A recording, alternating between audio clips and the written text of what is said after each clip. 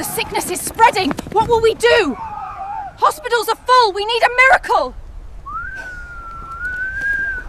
These herbs hold ancient wisdom. We must not lose hope. Your knowledge is our only chance. We're truly saved. The town is alive again. Indeed. Life returns. A new beginning for. We rebuilt everything ourselves. So proud of our resilience. Indeed. A testament to our towns. It's back, Thomas! Worse than before! What will become of... Panic is spreading. This new plague. So many sick! We can't keep up! This is chaos! We're losing this fight. There's no... Elias. Dr. Elias. He saved us before. Yes, the old doctor. He's our only. Dr. Elias, please, we need your help! Forgive us our past ingratitude. The town needs... Imagine a town nestled amongst rolling hills, a place where life moved at a gentle pace. Now, picture the unthinkable. A deadly sickness sweeping through, turning neighbor against neighbor. What would you do? This is the story of Elias, a forgotten hero, and the town that desperately needed him. But would he answer their call after they turned their backs on him? The town of Havenwood was a picture postcard come to life. Its rustic houses, framed by misty forests, held generations of stories within their walls. In one of those houses lived Elias, a retired doctor. He wasn't just any doctor, he was Havenwood's rock, a beacon of calm in times of trouble. His hands, weathered by time and countless acts of healing, held a wisdom that went beyond medical books. Then the unthinkable happened. A pandemic, swift and unforgiving, descended upon Havenwood. Fear choked the streets. The laughter of children was replaced by the coughs of the sick. Families, once united, were torn apart by the invisible enemy. The local hospital, a small, quaint building, was quickly overwhelmed. Despair settled in like the morning fog, thick and inescapable. People started to panic, hoarding food and medicine. Trust eroded, replaced by suspicion and fear. But Elias didn't succumb to the panic. While others were losing hope, he rolled up his sleeves. He remembered the old ways, the forgotten remedies passed down through generations. He ventured into the surrounding forests, gathering herbs and plants, his knowledge a lifeline in the face of death. Day and night, he worked tirelessly. He visited the sick, offering not only medicine, but also comfort and reassurance. He taught families how to care for their loved ones, how to protect themselves. He became a one-man army against the relentless disease. His methods weren't always conventional, but they were effective. He combined his medical knowledge with the healing power of nature, creating remedies that eased symptoms and boosted the body's natural defenses. Slowly, painstakingly, the tide began to turn. People started to recover. The fear began to subside. Havenwood, on the brink of collapse, was pulling itself back from the abyss, all thanks to Elias. But what happens when the crisis is over, when the danger has passed? Do people remember those who saved them? The pandemic eventually waned. The sickness retreated, leaving behind a town scarred but alive. The people of Havenwood emerged from their homes, blinking in the sunlight, grateful to be alive. They celebrated their survival, throwing parties and rebuilding their lives. The sound of laughter returned to the streets. Children played again, their voices echoing through the valley. In their joy and relief, however, they forgot.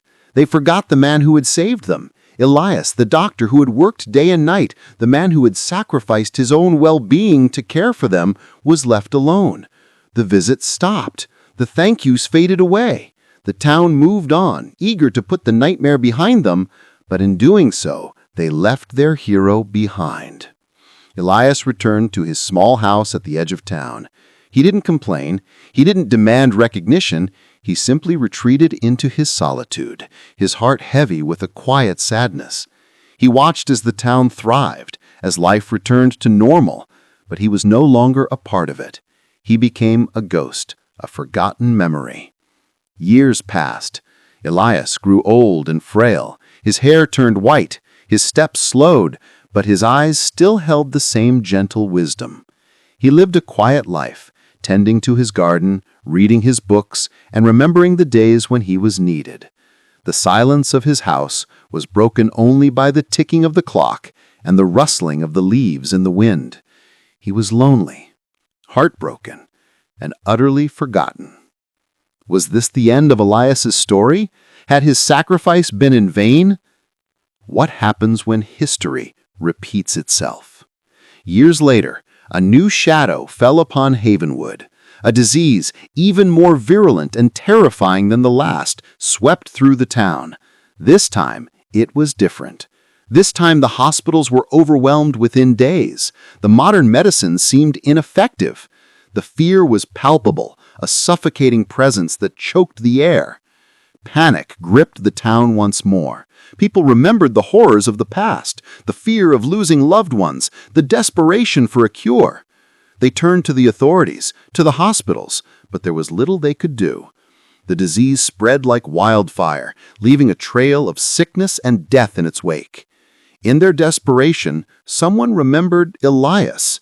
A young woman whose grandmother had been saved by the old doctor years ago spoke his name. Others remembered too. They recalled his knowledge, his compassion, his unwavering dedication. They remembered the man who had single-handedly saved their town from destruction. But could they ask him for help again? After all those years of neglect, after forgetting him so completely, did they have the right to turn to him in their hour of need? The shame was heavy, but the fear was greater. A group of townspeople, led by the mayor, hesitantly made their way to Elias's house at the edge of town. What would Elias do? Would he turn them away? Could he forgive their past indifference and offer his help once more? The knock on Elias's door was soft, hesitant. He opened it to find a group of townspeople standing before him, their faces etched with worry and shame. He recognized them, of course. He had delivered some of them as babies, treated their childhood as illnesses, and been a part of their lives for decades. The mayor stepped forward, his voice trembling. He explained the situation, the new disease, the overwhelming fear. He spoke of their past neglect, their failure to acknowledge Elias's sacrifice. He begged for his help, admitting that they had been wrong to forget him. Elias listened in silence, his eyes filled with a mixture of sadness and understanding. He saw their fear, their desperation, their genuine remorse. He felt the weight of their plea, the burden of their expectations. His heart ached with the memory of his loneliness, the sting of their indifference. For a moment, he hesitated. He could turn them away. He could tell them that he was old and frail, that he no longer had the strength to help. He could let them suffer the consequences of their actions.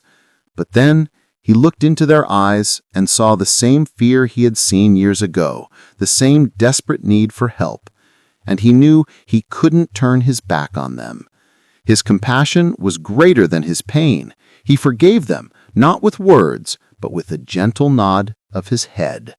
He opened his door and welcomed them in, once again becoming their savior. Elias, despite his age, rose to the occasion. He didn't dwell on the past. He didn't hold their past actions against them. He focused on the present, on the urgent need to combat the new disease. He drew upon his knowledge, his experience, and his unwavering belief in the power of healing. He guided the townspeople with calm wisdom, teaching them how to care for the sick, how to prevent the spread of the disease.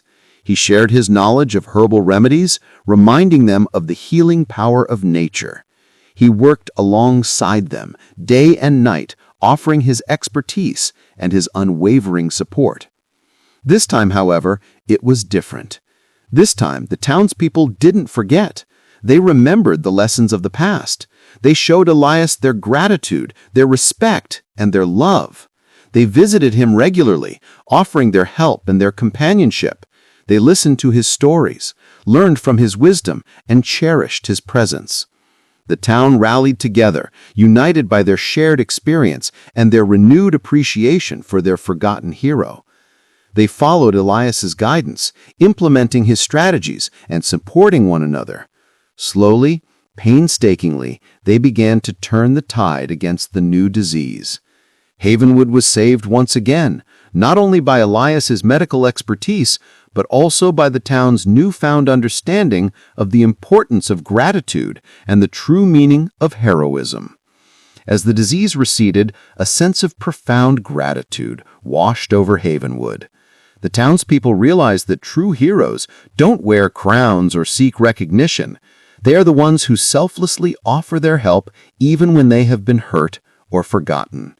They are the ones who choose compassion over bitterness, forgiveness over resentment. Elias became more than just a doctor. He became a symbol of hope, a reminder of the importance of community, and a testament to the power of forgiveness. The town honored him not with grand gestures or fleeting celebrations, but with genuine, lasting appreciation. They rebuilt his house, making it more comfortable and accessible. They tended to his garden, ensuring that he always had fresh herbs and vegetables. They visited him regularly, offering him food, sharing stories, and simply spending time in his company. They made sure that he never felt lonely or forgotten again. Elias, in turn, found peace and contentment in his final years. He saw that his sacrifice had not been in vain, that his actions had made a difference, and that his legacy would live on in the hearts of the people he had saved. He learned that forgiveness is not only a gift to others, but also a gift to oneself, freeing the heart from bitterness and allowing it to embrace love and compassion. Havenwood learned a painful but valuable lesson. Gratitude is a debt that must never be forgotten. True heroes are not always recognized in their time, but their actions resonate through the generations,